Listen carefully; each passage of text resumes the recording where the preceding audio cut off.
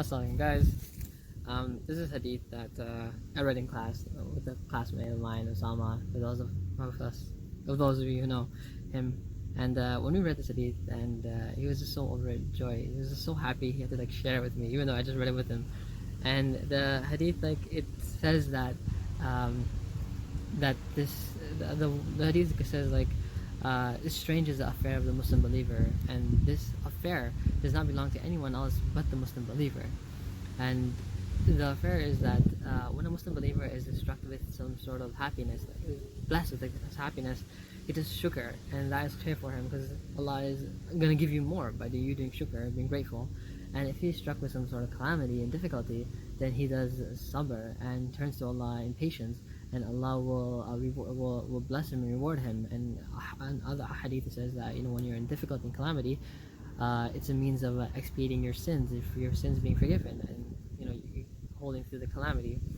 And then it says like the hadith is saying that in all states and all affairs, that Muslim believer is always going to be in khair.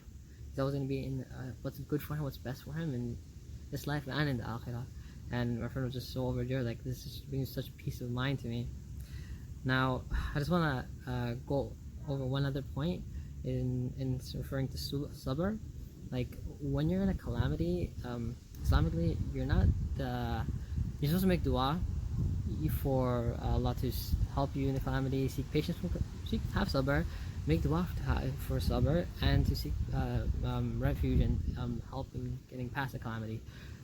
Yes, the calamity is a blessing in disguise where your sins are being forgiven, but Islam doesn't want you to. Allah wants you to turn towards Him and seek His help in times of calamity. And it's not that you stick in calamity because you're getting rewarded, because you turn to Allah subhanahu wa ta'ala and you seek His help in getting out of the calamity. But you are being rewarded, and that helps you not to get depressed. I just wanted to add, I don't feel like I did enough justice to the hadith.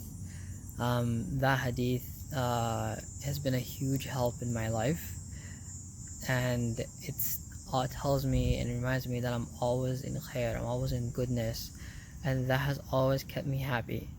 And it's this hadith that I remember when I'm in difficulty and when I'm in happiness, that I'm always in khair, and I love Allah so much and the Prophet ﷺ through this hadith, because it was a huge portion of knowledge that I needed to get through life and continue to go through life, to know that I'm always in khair.